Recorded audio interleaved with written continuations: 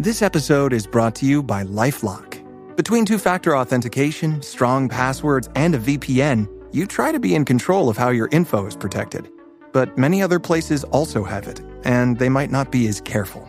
That's why LifeLock monitors hundreds of millions of data points a second for threats. If your identity is stolen, they'll fix it, guaranteed, or your money back.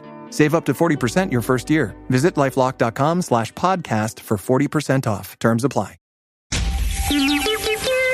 It's the 77 WABC News Hour. Talking the news with Noam Laden. All the news you need to know with Joe Nolan, traffic, Justin Ellick, sports. And now, Talking the news with Noam on 77 WABC. Yes, that's me. Good morning. It is Friday, July 25th. Your forecast from the 77 WABC Weather Center. Sunshine this morning. Chances of a severe thunderstorm or thunderstorms this afternoon. It's going to be awfully humid, hot too. The high 95, but it's just one day. The weekend, it's kind of a mixed bag. So Saturday, going to be the nicer day. Sun and clouds, high 84. And then Sunday, we'll have rain in the morning, possibility of thunderstorms in the afternoon, the high 79. If you are walking out the door with us right now, 75 and clear in Hampton Bays out on Long Island, 71 and clear in Frenchtown over in New Jersey, and it's 75 and clear right outside our Midtown studios. The top 5 at 5. George Santos reports to prison today. Did dead people vote in the June primary? There are some very dedicated protesters in Bensonhurst, Brooklyn. Wrestling fans sharing their memories of Hulk Hogan. And a New Jersey Little League baseball player had to go to court to take the mound. All right, let's get into it at 5:01. Have some breaking news out of Fanwood, New Jersey. A woman killed in a house fire there overnight despite the attempts of a neighbor who raced into that house to try to save her. That neighbor severely burned. The victim found in a second-floor bedroom of this home on Kempshell Terrace. This is what firefighters saying about 1:30 this morning. She was pronounced dead at the scene. A neighbor rushed into her aid. He was seriously burned in the process. That person taken to the burn center at Cooperman Barnabas Medical Center in Livingston. The cause of the fire under investigation. Of course, as more details come in on this breaking news, we will pass them on to you. Suffolk County Police identifying the gunman who allegedly shot a cop in the face yesterday after first killing a 66-year-old former co-worker. He's 48-year-old Nieves Reyes, and police say he's the killer who murdered a 66-year-old man on Wednesday and then dumped his body near his North Bayshore home. While the officers were attempting to execute the search warrant, the suspect began to fire several shots from inside the home. One of these bullets struck a 3rd Precinct officer in the face. Now, the good news is a surgeon at Stony Brook Medical Center says that bullet was a half-inch away from the officer's eye, but he's lucky. The 33-year-old cop and former Navy veteran is expected to make a full recovery, so we like that part of the story. Nieves is set to be arraigned later today on murder charges for allegedly killing that co-worker, and then attempted murder charges for shooting at that police officer. Here was the surgeon that worked on that police officer yesterday. This officer's wound was literally a half-inch away from his eye. It was up on his cheek. Yeah, so why he had a beef with that coworker, we don't know all the details of that story. I imagine more of that will come out in court later today. 5:03, Justice Department suing New York City and Mayor Adams now over the city's migrant sanctuary policies. The lawsuit coming just days after an off-duty Border Patrol agent was shot in an Upper Manhattan park, allegedly by a suspect who was in the country illegally.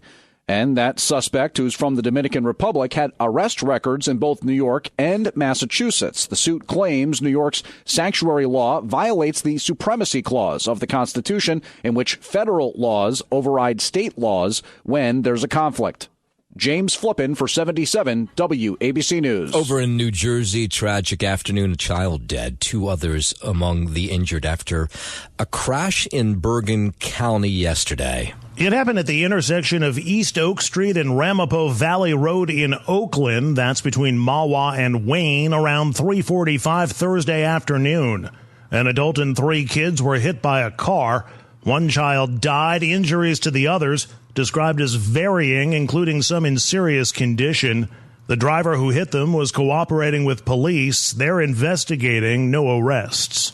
Andrew Whitman, NBC News Radio, New Jersey. Jets fans got quite the scare yesterday morning after quarterback Justin Fields was carted off the practice field with an injury. Now, the initial reports we got, which ended up not being accurate, were that he might be out for the season. And fans, of course, just frantic hearing this, but apparently he suffered some sort of toe injury. Here's Coach Aaron Glenn clarifying what exactly took place on the field yesterday. Social media starts to take over and everybody starts to panic. Listen, I understand the outside noise. And again, like I said yesterday, I understand how the fans went. I will understand what you guys go through.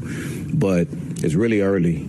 It's really early, and we have a lot of time. So Glenn believes someone may have stepped on Fields' right toe as he threw an incomplete pass during practice, dislocating Fields' toe. Jets fans, of course, used to injuries and mishaps, and many, of course, still reeling from when quarterback Aaron Rodgers went down after tearing his Achilles tendon in Gang Green's 2023 season opener, which is, at this point, kind of legendary. 5:05. This is just terrible, tragic news out of Ohio. We told you about this story about a gunman that ambushed 3 police officers in Lorain, Ohio, which is about 30 miles outside of Cleveland. Well, we got news overnight that one of the officers shot in that ambush has passed away. Lorain officer Philip Wagner passed away from his wounds yesterday. The family today lost a hero. They lost a champion, and the city of Lorain lost a public servant. So there was this gunman, if you didn't follow the story, who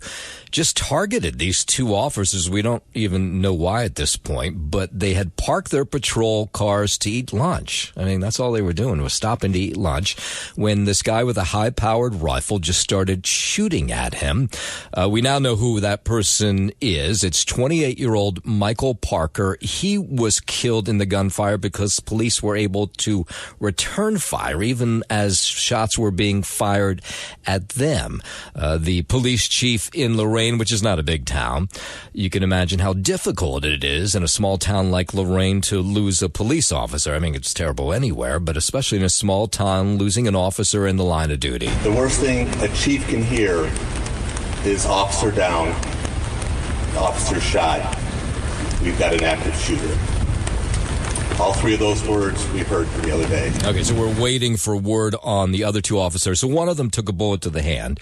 That he's expected to make a full recovery. They have not given us an update on the condition of the other officer who was sitting in that patrol car who was shot as well. WABC News Time 5:09. Let's go down to Washington. Republicans pushing back on reports that recent ICE raids are targeting those without criminal records. Here's Senator John Cornyn from Texas, who says people sneaking across the border, that's a crime, and that's a reason to send them back home. The idea that someone could break our laws, enter our country illegally, and then be entitled to all the rights and privileges of an American citizen is a little far-fetched. The Texas Republican taking part in a hearing says that there are 291,000 criminal aliens who are living in the U.S. despite having a final order of removal from a judge. The moment an alien illegally enters the United States, they have committed a crime. Senator says the media creating a false narrative that innocent farmers and housekeepers are being arrested.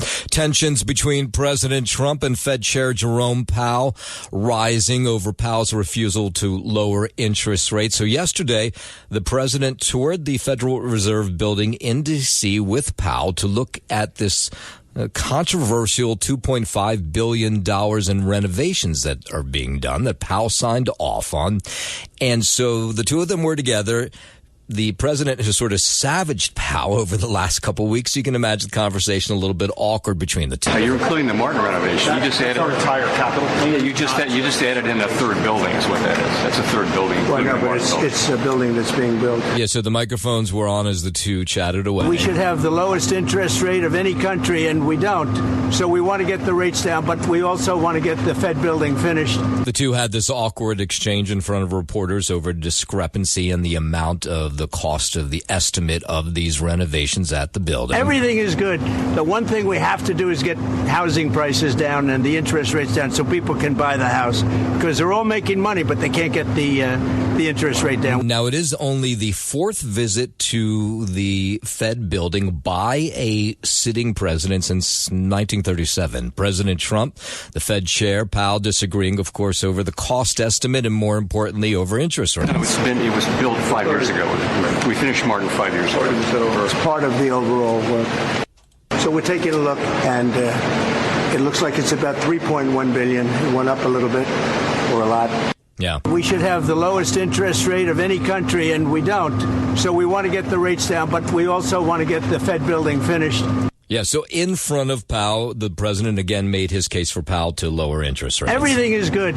The one thing we have to do is get housing prices down and the interest rates down so people can buy the house, because they're all making money, but they can't get the interest rate down. WABC News Time 512. The gunman in the attempted assassination of President Trump in Florida can represent himself in court. In a hearing today in Florida, the judge ruled that Ryan Routh can defend himself after advising against it. Routh said that he didn't have faith in public defenders because they're afraid of him, which the lawyers said was untrue. Routh is accused of staking out Trump for 12 hours with a rifle on Trump's golf course in September of last year. He pleaded not guilty to attempting to assassinate a major presidential candidate and other charges.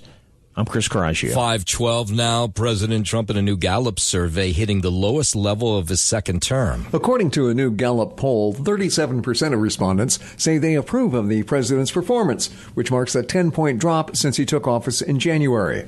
Polling results found Trump's declining job approval rating to be the most acute among independents, as his approval among that demographic has dropped 17 points since January.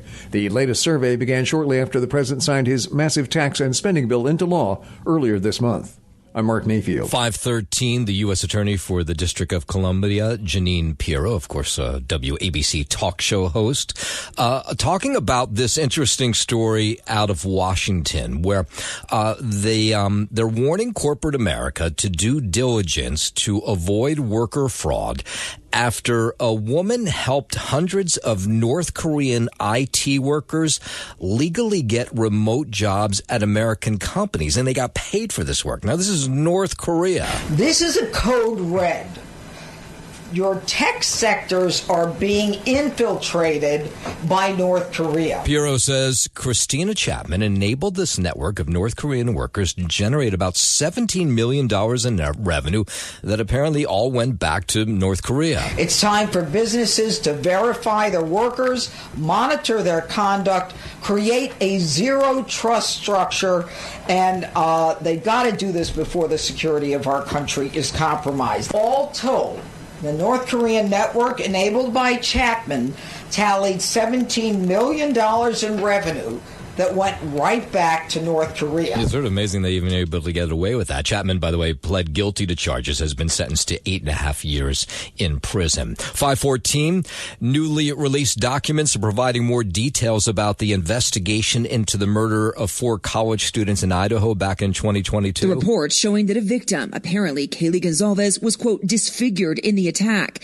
and that Xana Kernodle was found with more than 50 stab wounds, many of them defensive. Correspondent Liz Kreutz there reports the files were made public yesterday. Brian Kohberger was sentenced to life in prison without parole. As part of his plea deal, he was not required to explain his motive, and he declined to do so in court. However, just a couple hours after the sentencing, the Moscow Police Department released about 300 documents connected to the probe. The documents also revealing that Gonzalez told her roommates about alarming events near the house, including that she saw an unknown male staring at her while she was out with her dog about a month before. 2 or 3 weeks before the stabbing, Gonzalez also mentioned that she believes someone was following her, according to the report. Meanwhile, inmates who are locked up with Kohberger say he is polite but has annoying habits like being awake all night and sleeping just a little bit during the day. All right, in a moment, we'll tell you about an abortion doctor in San Francisco that's being sued by the state of Texas. We'll get into that in just a moment. But first, 5:15, let's head over to the 77 WABC Sports Desk. Happy Friday. Good morning, Justin Ellett. Happy Friday. Good morning to you, Noam Layden. We will start here with that sad news out of the world of wrestling. Hulk Hogan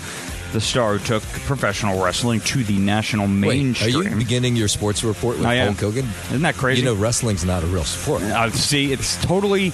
I'm totally with you on that. But what the heck else am I going to start with? We could talk with Justin Fields and the Jets that he just hurt his toe. That's a big story. Toe. He's going to be ready for week 1. Right, but people are worried. They want to know that. People are very worried, but people are looking at this Hulk Hogan death as a very tragic, tragic death. Maybe I'm wrong. It's very tragic.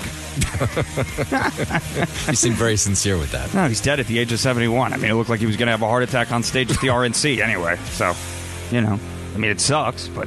All right, I don't mean to criticize you. What are you going to do? Your sports thing. Well, if I'm going to turn off my mic. Well, if you don't care, I don't care. I should have just kept quiet. All right, well, rest in peace out there to the great Hulk Hogan. What was his real name again? I don't remember what his like. He had some weird real name. But anyway, you know, the WWE says it's really saddened to hear about it. They're sending prayers out to his family, friends, fans. So, you know, it sucks, but rest in peace to the great Hulk, age 71. Terry Bollea. Rest in peace to Terry Bollea, the great Hulk Hogan.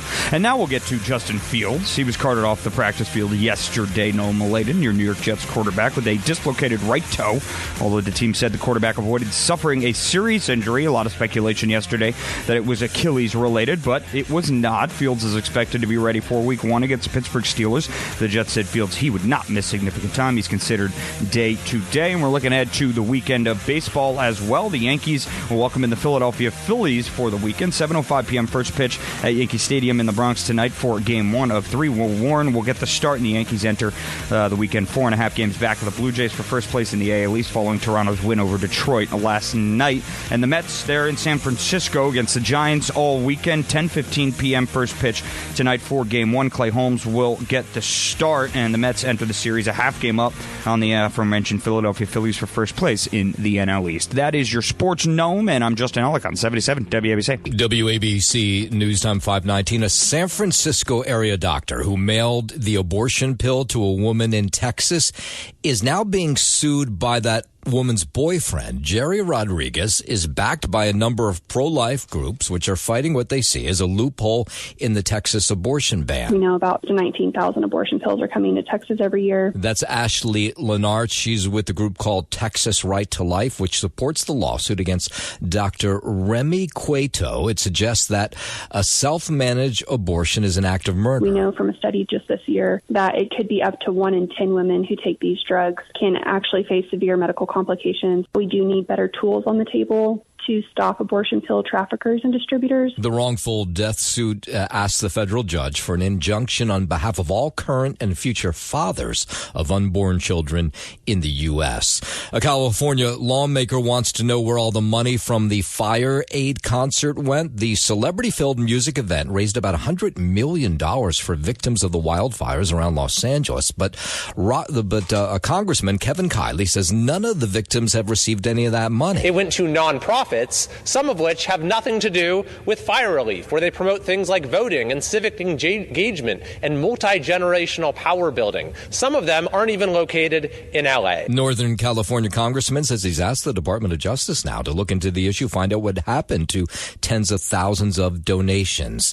The Trump administration will consider alternative options to facilitate the return of the hostages being held in Hamas or by Hamas in Gaza. President Trump's special envoy for peace missions wrote in a post on X, "We have decided to bring our team home from Doha for consultations after the latest response from Hamas, which clearly shows a lack of desire to reach a ceasefire in Gaza."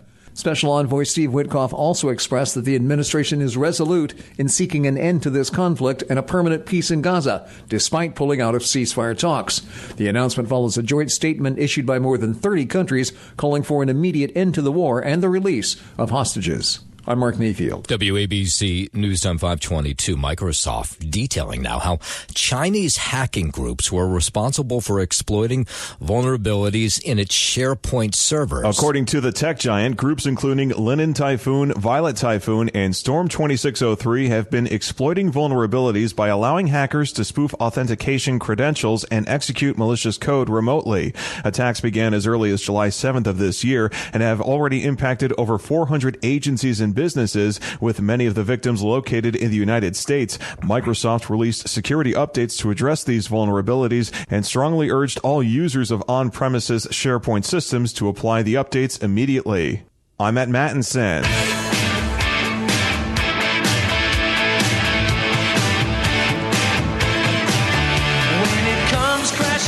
WWE legend Hulk Hogan, as you heard from Justin, no doubt you saw this yesterday, dead at the age of 71. Pro wrestling promoter Eric Bischoff, if you're a wrestling fan, you definitely recognize that name, worked with Hogan in the WCW and the WWE. Remembered the man behind one of the wrestling's most iconic characters. He just had a big heart. And until you got to know Terry Bollea, you were overwhelmed with the character Hulk Hogan. And that was his life. But he really was one of the kindest, most generous people that I've ever met. Clearwater, Florida police say they responded to a medical call yesterday for cardiac arrest. They say he was treated in his residence before he was taken to the hospital where he was pronounced dead. WWE paid tribute to Hogan in a social media post, calling him one of pop culture's most recognizable figures. TNA wrestler Nick Nemeth talked about Hulk Hogan's impact on pop culture. He was bigger than wrestling. He crossed over pop culture, went into one of the biggest movies of all time, and stood out because of professional wrestling as the big, out there, gigantic, turned up to 11 star. And that's really what the best part of this business is. He was bigger than life, and Nemeth says Hogan really inspired him to become a professional wrestler. At 5 years old, my dad took me to the Richfield Coliseum to see him, and he was in the main event against Harley Race. And I said, I want to do this. And I started wrestling that month. And Hulk Hogan said when he was growing up in Tampa, well, he was Terry then, he says one of his wrestling idols was Boris Malenko. And Joe Malenko is Boris's son. He was speaking out about Hogan yesterday. If you say anything bad about this guy, if you want to judge him at all, it's sour grapes. He was a big part of making this business what it is today. All these guys who have since become movie stars, all of that was from that springboard of Hogan doing what he did. Absolutely true. I would argue Hulk Hogan is the Michael Jordan. He is the Babe Ruth. It all comes back to him. None of this happens without Hulk Hogan.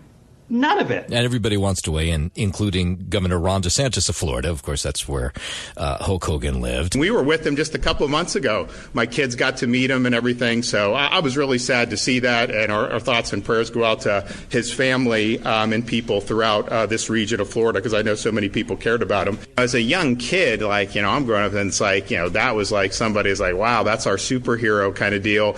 And the fact that he was from a Tampa Bay area when I'm growing up there, I was oh my gosh, this guy lives in our area. And then fans right here in New York City, they were talking about Hulk Hogan yesterday. When I was younger, I certainly watched WWF, and he was that guy. He made the wrestling world. In the 90s, he was one of the biggest figures. He represented that with The Rock and, The Undertaker. Now, I will point out there were others who never got over the scandals, including his steroid use, that leaked sex tape.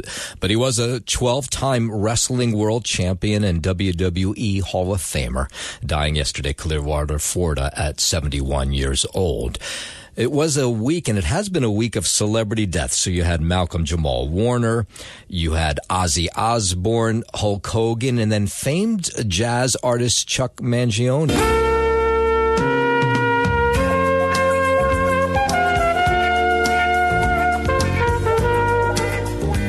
He passed away at the age of 84. His manager said the trumpet player actually died this week. They didn't give us a day in his home here in New York. Mangione passed away from natural causes. He also played the flugelhorn, and he won 2 Grammys over his career. Mangione also had a recurring role on King of the Hill. Did you know that? I had no idea. And he appeared on Magnum P.I. It's the 77 WABC News Hour. Talking the news with Noam Laden. All the news you need to know with Joe Nolan, traffic, Justin Ellick, sports. And now, Talking the news with Noam on 77 WABC. Yes, that's me. Good morning. It is Friday, July 25th. Your forecast from the 77 WABC Weather Center. Sunshine this morning, and then there's a chance of some severe thunderstorms this afternoon. It's going to be awfully humid and hot as well. The high 95. But the weekend, not as hot. Kind of a mixed bag. On Saturday, we'll get some sun and clouds. The high 84. So that'll probably be the best day of the weekend. And then Sunday, rain in the morning and thunderstorms possible in the afternoon. But the high just 79.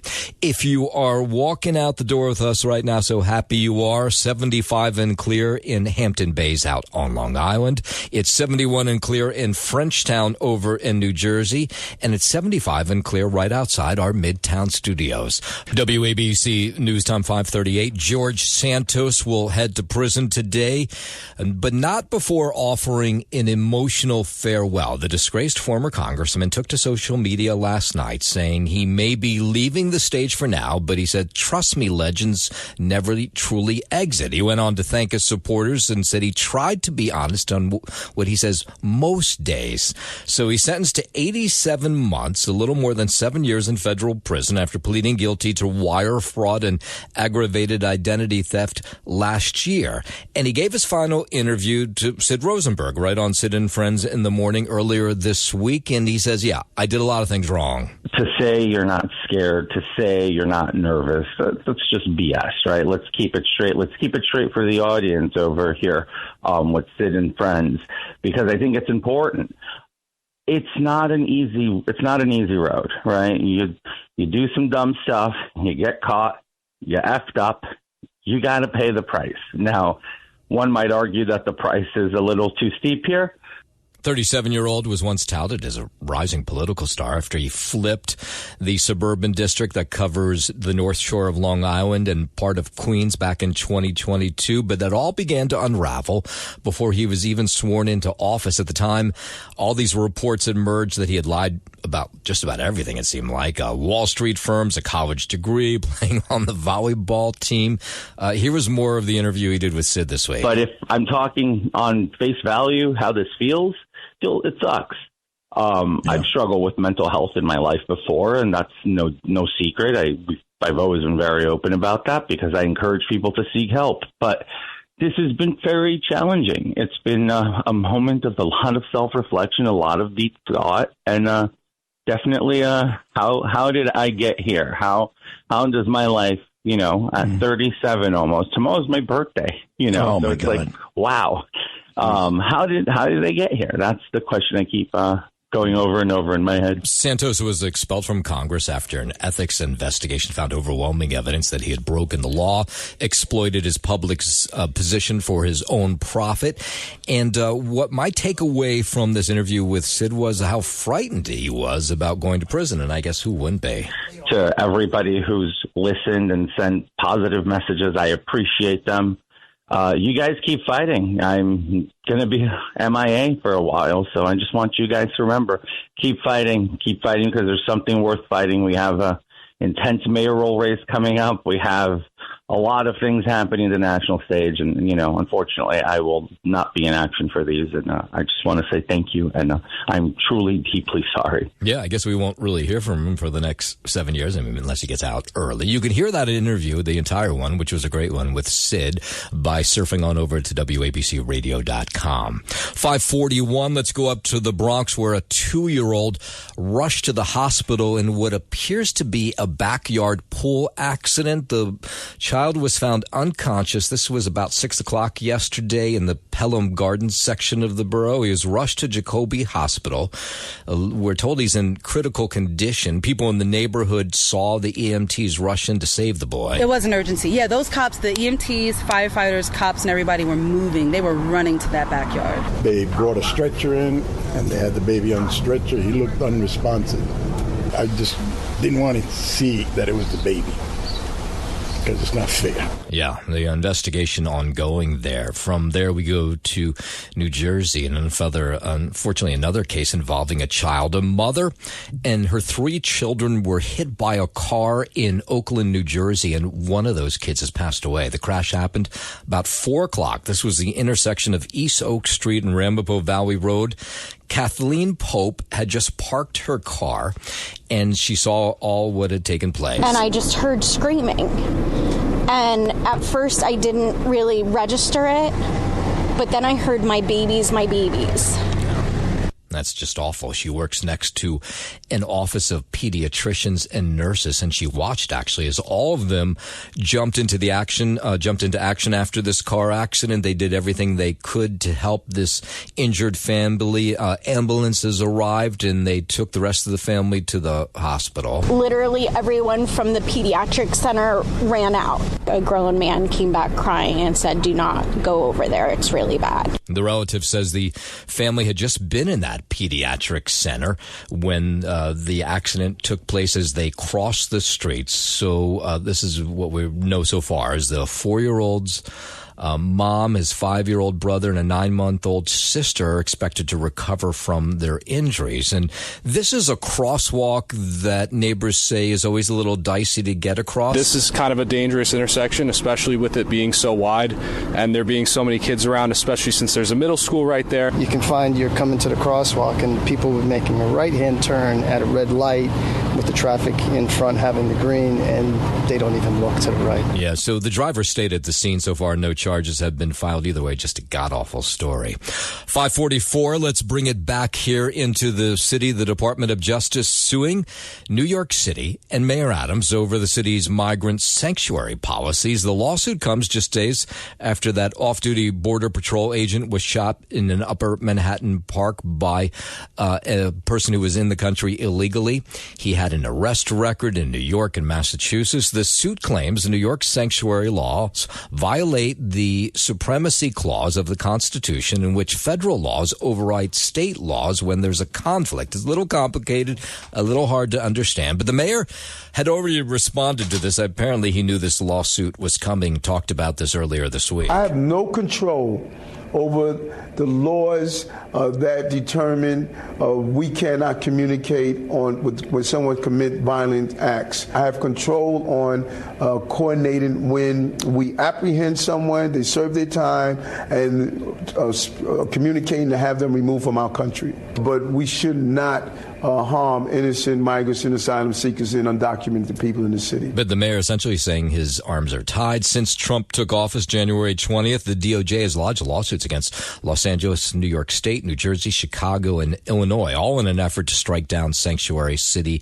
and state policies. All right, 545. Let's head over to the 77 WABC Sports Desk, and here's Justin Allen. Thank you, Noam Layden. I'm not even going to mention Hulk Hogan this hour. You're clearly not a fan. So I didn't say I wasn't a fan. I just was saying that there's an argument whether wrestling's really a sport. What was your favorite Hulk Hogan match ever? You can't even remember one. He Gorilla Monsoon, when he beat Gorilla Monsoon. Didn't he fight that big guy, the Princess Diaries guy all the time? Andre the Giant. Andre the Giant. I love that movie. Man.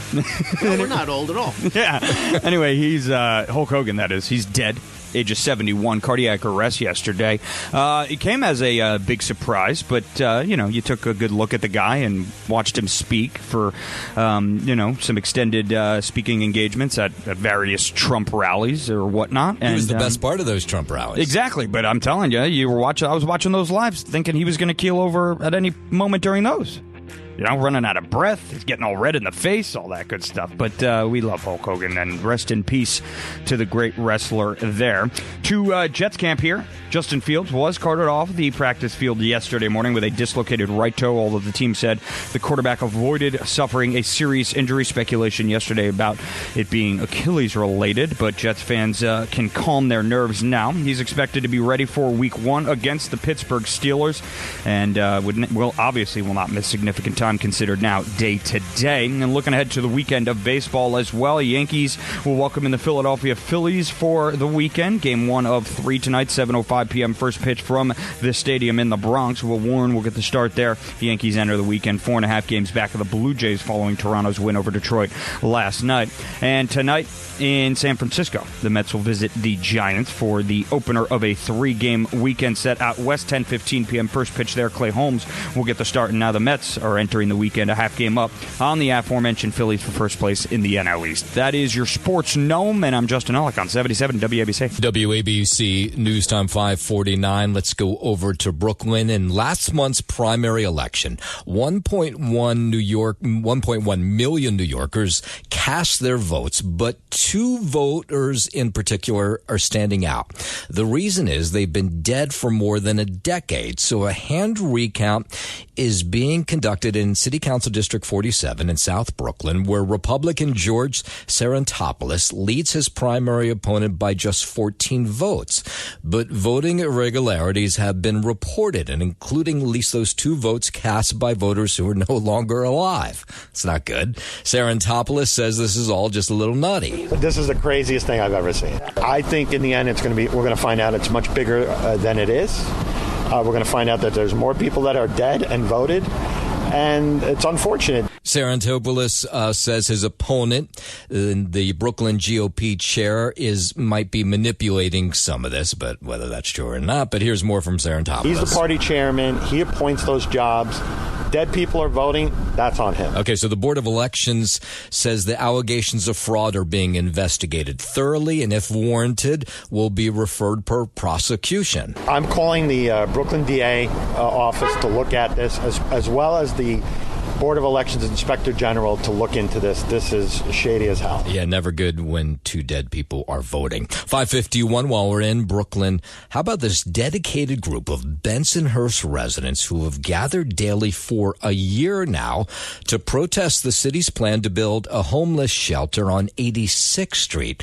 So they say the neighborhood was left out of the decision, and they fear this homeless project, will, of course, make the neighborhood unsafe, will not help with the values of their home. So these protesters have been there every single day for a year. And why are they there? Because they're afraid that the developers who are putting up this homeless shelter will sneak in when they're not there.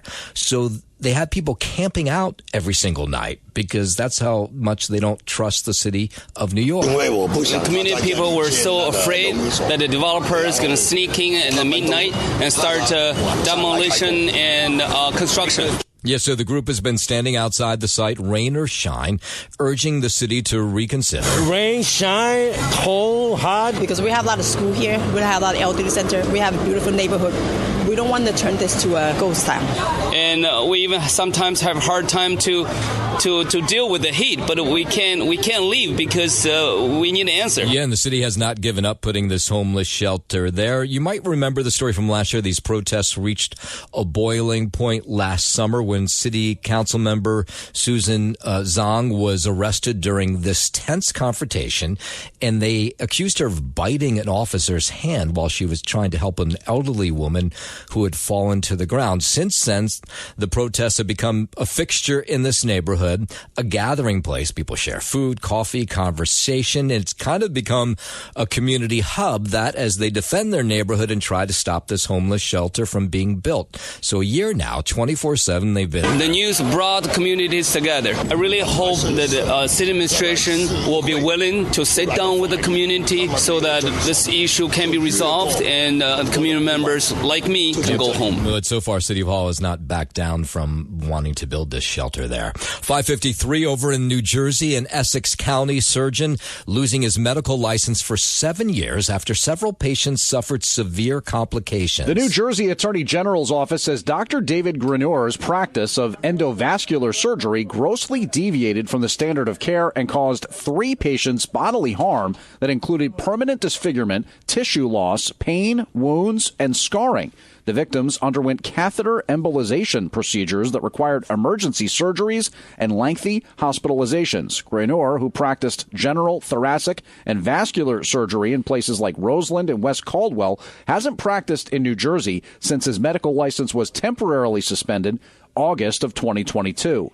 James Flippin for 77 WABC News. Let's bring it back here into the city. New York City Public Schools, as we've been telling you, finalizing their smartphone ban for K through 12 students. Mayor Adams talking about this plan for 1,600 schools across the city. You won't be able to bring in a phone, a tablet, or anything, or at least you won't be able to turn it on during the school day. Obviously, like if I had a kid, I think that, yeah, they might be really addicted to their phones. Plus ChatGPT. I think I'm for it, for sure. I think it will bring less negativity, more positivity. It's a catch-22 because they're learning the technology in school. They're using all of that every day, but they can't use it personally. Yeah, so it's a bell-to-bell cell phone ban that will start in September.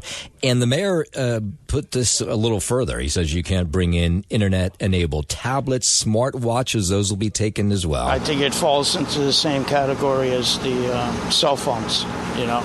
I mean, they basically do the same thing, right? There's good sides and bad to it. That makes sense to me. Any form of contact, I think it should be available to everybody just in case of emergency. Yeah, well, they say they do have a procedure in place if there's an emergency so you can reach your kid while they're in class. A South Jersey Little League player back on the field last night after a bat flip nearly cost him the chance to play. Last week, a Little League player in Haddonfield hit a home run, and then he tossed his bat in the air. He flipped it in the air, showing excitement. Here's what it sounded like. Bye, ball! Get out! See ya! So the fans excited. I mean, how often does a kid hit a ball that goes over the Little League fence? That's what this kid did. The umpire, though, called him out, citing unsportsmanlike conduct, and 12-year-old Marco Rocco was ejected from the playoff game and suspended from the next one. That would be crucial to Haddonville's chances of heading to the Little League World Series.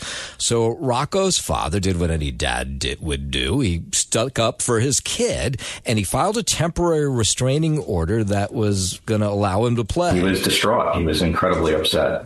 And I told him I will do everything in my power, to fix this for you. If they want to have some sort of prohibition against bat flipping, they should make that a rule. Yeah, if you saw this thing, it was totally innocent. The kid was excited about hitting a home run. It wasn't like he did the bat flip and then pointed at the other team. It was nothing like that, but the ump put him out anyway. So a judge had to get involved in this. How crazy is that? A Little League game. So a judge ruled that Rocco could play after learning that he had tossed his bat twice before, but there'd never been a penalty before. If it was really that bad, the umpire should have put him off to the side and say, hey, look, you can't do that. Little League's just like fun.